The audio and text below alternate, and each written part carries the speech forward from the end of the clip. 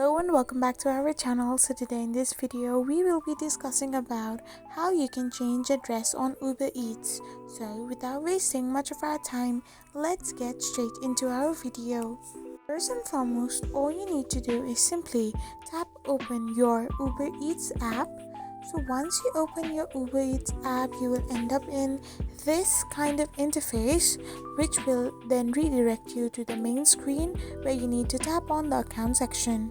Once you tap on the account section, you can find your profile picture on the right hand side.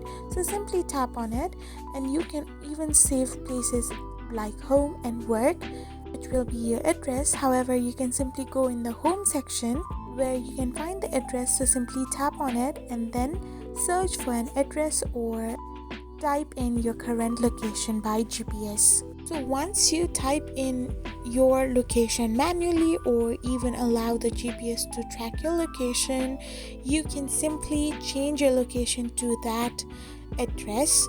Once you choose the building type and hit the save and continue option, your location or your address will be automatically changed on your Uber Eats. I hope you found this video helpful, so don't forget to hit that subscribe button and do give us a thumbs up.